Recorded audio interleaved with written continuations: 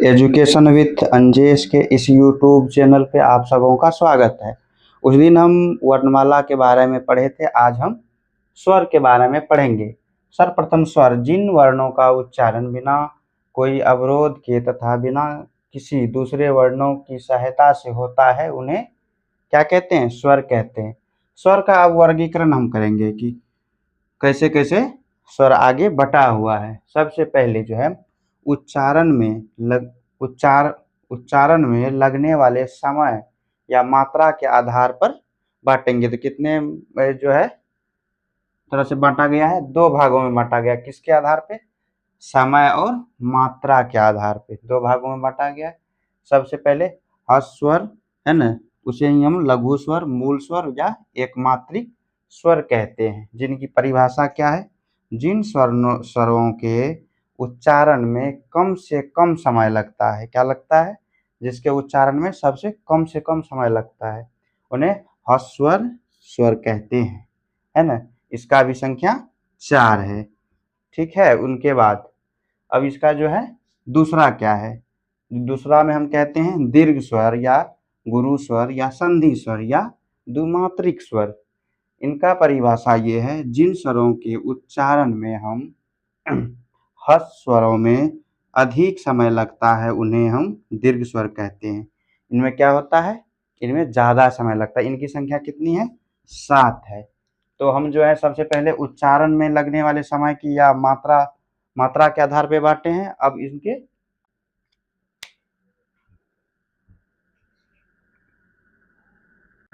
अब हम देखेंगे रचना, संरचना, बनावट, निर्माण, व्युत्पत्ति के आधार पर। सबसे पहले तो एक भाग में देख लिए, अब दूसरा में देखना है रचना, संरचना, बनावट, निर्माण, व्युत्पत्ति के आधार पर। सबसे पहले है रचना संरचना के आधार पे मूल स्वर, जड़ स्वर, नैसर्गिक स्वर और बीजाक्षर स्वर, है ना। ये कितना है? एक ही का नाम है। कितना नाम है? यहाँ पे 4 नाम है। इसका परिभाषा ये है, वे स्वर जो अपने आप में स्वतंत्र है। क्या है? जो अपने आप में स्वतंत्र है, जिसका निर्माण किसी अन्य स्वर के योग से नहीं हुआ है। जिसका निर्माण क्या हुआ है? दूसरे कोई भी स्वर का से मिलकर या जुड़कर नहीं हुआ है।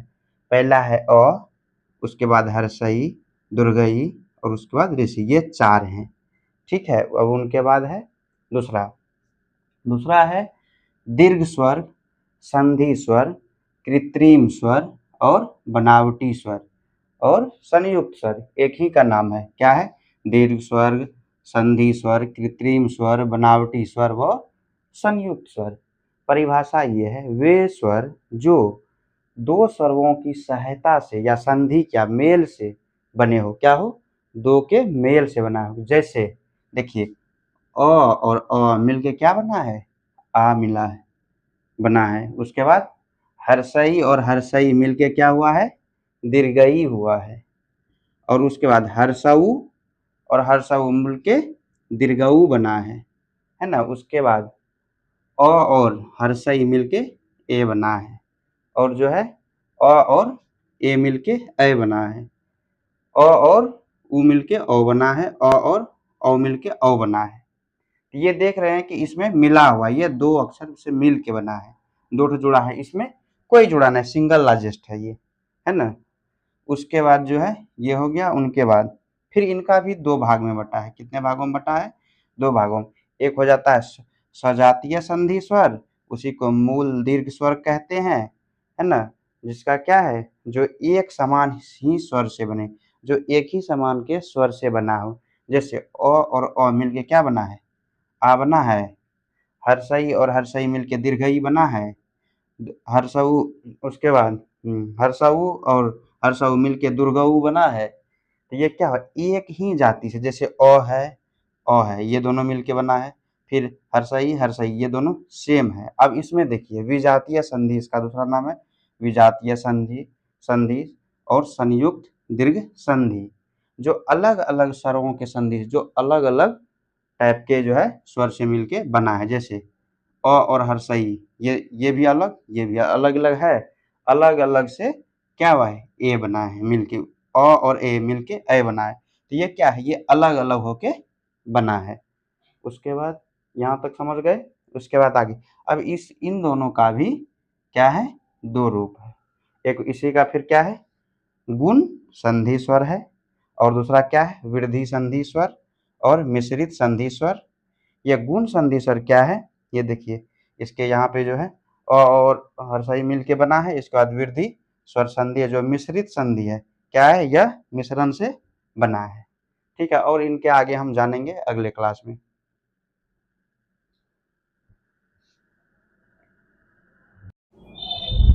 अब हम देखेंगे हिंदी स्वरों का वर्गीकरण उच्चारण के दृष्टि से। अब क्या हम देखेंगे, हम उच्चारण के दृष्टि से देखेंगे कि कैसे कैसे बांटा गया है।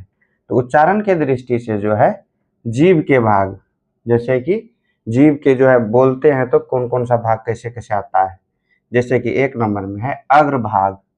जिन स्वरों के उच्चारण में जीभ का अगला भाग यानी ऊपर नीचे उठता हो, अगला भाग क्या होता है, ऊपर नीचे जो उठता है, हाँ, वह अग्र स्वर कहलाते हैं। जैसे कि हर्षई, दीर्घई है ना, ए, ये कितना है, 4 है इनकी संख्या। उसके बाद है मध्य भाग। मध्य भाग जो है उसके बाद मुंह के अंदर के जो मध्य भाग है ना, उससे हिंदी में अ स्वर केंद्रीय स्वर है, क्या है, और जो है केंद्रीय स्वर है। इसका उच्चारण जीभ के मध्य भाग यानी थोड़ा सा ऊपर उठता है। मध्य भाग में थोड़ा सा ऊपर उठता है, वह कितने है, 1 है, वह इसकी संख्या 1 है। उसके बाद आता है पश्च स्वर। क्या आता है, पश्च स्वर। पश्च स्वर में देख लीजिए आप, जैसे कि जिन स्वरों का उच्चारण में जीभ का पिछला भाग समान स्थिति से ऊपर उठता है वह पश्च स्वर कहलाता है। इसमें आ आता है, उसके बाद जो है दीर्घई हर्षई आता है, दुर्गई आता है, ओ आता है, औ आता है। ये कितना, इनकी संख्या 5 है। उनके बाद है अब मुख खुलने के आधार पर, मुंह जो खुलता है उनके आधार पे क्या है। तो सबसे पहले आता है क्या, संवृत। क्या आता है, संवृत। जिन स्वरों के उच्चारण में मुख सबसे कम खुलता है, क्या होता है, सबसे कम जो है मुख खुलता है, अर्थात लगभग बंद रहता है। क्या रहता है, लगभग बंद रहता है। ये क्या हो गया, इसकी संख्या टोटल कितना है, 4 है। क्या क्या है, हर्षई है, दीर्घई है, हर्षऊ है, दुर्गऊ है, यानी ई और छोटी ई, बड़ी ई, छोटी ऊ, बड़ी ऊ। ठीक है। उसके बाद है विपरीत स्वर। विपरीत स्वर वो है जिस स्वर के उच्चारण में मुख सबसे अधिक खुलता है। क्या होता है, मुख जो है सबसे अधिक खुलता है, अर्थात पूरा खुलता है। जैसे कि आ जब बोलिएगा तो मुख क्या होगा, आ में पूरा खुलेगा। ठीक। उसके बाद आ जाता है अर्ध संवृत स्वर। उनके बाद क्या आता है, अर्ध संवृत स्वर। इसमें है कि संवृत स्थिति से कुछ अधिक खुलता है। जब संवृत स्थिति से क्या होता है, यह जो है थोड़ा अधिक खुलता है, अर्थात मुंह आधे से कम खुलता है। जैसे ए और ओ, ये इनकी संख्या कितनी है, 2, इनकी संख्या कितनी थी, 1। ठीक है, ये तो हो गया, आधे से थोड़ा ज्यादा खुलता है। उसके बाद आ जाता है अर्धसंवृत स्वर।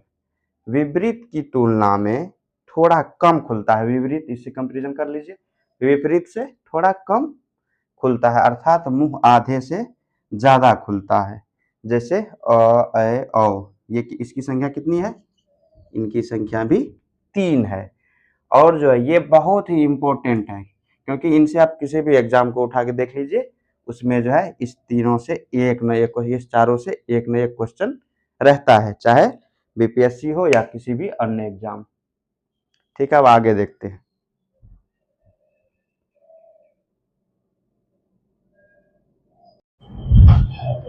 अब हम देखेंगे ओष्ठों का जो है ना, ओष्ठ से जो है ना मुखाकृति के आधार पर, जो ओष्ठ है उनके आधार पर कैसे कैसे होता है। सबसे पहले वर्तुल्य स्वर होता है, गोलाकार, वृत्त है ना, मुखी, वृत्ताकार। इसका परिभाषा ये होता है, वे स्वर जिनका उच्चारण करते समय, वे स्वर जिनका उच्चारण करते समय ओष्ठ गोल हो जाते हैं। जब बोलते हैं तो ओष्ठ गोल हो जाता है। ठीक है, अर्थात वृत्त जैसी आकृति ग्रहण कर लेती है। क्या होता है, वृत्त यानी सर्कल की तरह जो है वह आकृति ग्रहण कर लेती है। जैसे ऊ, छोटी ऊ हो गया, बड़ी ऊ हो गया, ओ हो गया, ओ हो गया। और ये एक है ना आगत शब्द है, ये क्या है, आगत स्वर है, ठीक है, जो कि हम इससे पहले भी अर्ध विपरीत में यह लिखने के लिए छूट गया था, ठीक है। उसके बाद आवर्त मुखी है ना, उसके बाद प्रसरित आवृत्ति आवृत्तिकार, ये ऐसे होता है कि वे स्वर जिनका उच्चारण करते समय ओष्ठ गोल जो है नहीं होते हैं, क्या होता है, ओष्ठ गोल नहीं होता है, अपितु फैल जाते हैं, क्या होता है, यह बोलते स्वर जो है आवृत्तमुखी जो है ये कैसे होता है, गोल नहीं होता है, फैल जाता है, इसमें आता है अ आ हर्षई दीर्घई है ना अ ऐ, ये हो गया आपको यहाँ तक, तो ये हो गया पूरा। उसके बाद है उच्चारण के आधार पर स्वरों के 6 भेद होते हैं, क्या होता है, उच्चारण के आधार पर, उच्चारण के आधार पर सबसे पहले आ जाता है क्या, कंठ स्वर, ये कंठ से बोले जाने वाला और आ जाता है, उसके बाद तालव्य से आ जाता है ना हर्षई दीर्घई, उसके बाद मूर्धन्य से है ना ऋषि यात्री, उसके बाद ओष्ठ स्वर, फिर इसका जो है छोटी ऊ और बड़ी ऊ, उसके बाद कंठ तालव्य स्वर, कंठ और तालव्य से मिलके ये जो है बोला जाता है अ और ए, ठीक, उसके बाद कंठोष्ठ से ओ और औ, ठीक है, यहाँ तक तो अब हो गया। अब उसके बाद है इसमें जो मेन चीज है वह यहाँ पे लिखा हुआ है कि हर स्वर वर्ण जो है कौन कौन कितना संख्या होता है, 4 होता है, दीर्घ जो इससे पहले हम पढ़ा चुके हैं। उसके बाद जो है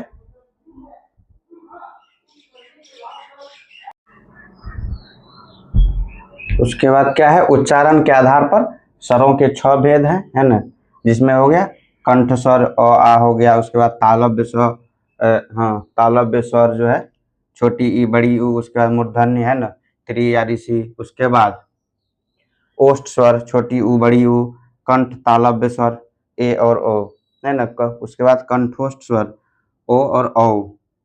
तो इस प्रकार से यहाँ तक ये हो गया। उसके बाद है जो पहले पढ़े हैं उसका कुछ कुछ टॉपिक यहाँ पे लिखा गया है। सबसे पहले ह स्वर जो है इनकी संख्या 4 होता है, उनके बाद आता है दीर्घ स्वर, इनकी संख्या 7 होता है, मूल स्वर इनकी संख्या 4 होता है, स्वजातीय स्वर वर्ण इसकी संख्या 3 होता है, उसके बाद विजातीय स्वर वर्ण इसकी संख्या 4 होता है, उसके बाद लघु स्वर वर्ण इनकी संख्या 4 होता है, संधि स्वर वर्ण इनकी संख्या 3 होता है, संयुक्त स्वर वर्ण इनकी संख्या 4 होता है। उसके बाद सम्मिलित स्वर जो है इनकी भी संख्या 4 होता है, उसके बाद विपरीत स्वर इनकी भी संख्या 1 होता है, और अर्ध सम्मिलित स्वर इनकी संख्या 2 होता है, अर्ध विपरीत इसका 4 होता है। एवं प्रकार से आज जो है स्वर का समाप्त हो गया, क्योंकि इसमें तो और बहुत बड़ा इसका क्षेत्र है, तो मुख्य पॉइंट पढ़े हैं, ठीक है। अगर इसका भी सिर्फ स्वर पढ़ा जाए तो 2 दिन लगेगा, क्योंकि इसका बहुत विस्तृत रूप है, जितना हम लोगों को एग्जाम में पूछता है सिर्फ उतना ही हम लोग पढ़े हैं। अब उनके बाद आगे हम पढ़ेंगे आगे की क्लास में व्यंजन।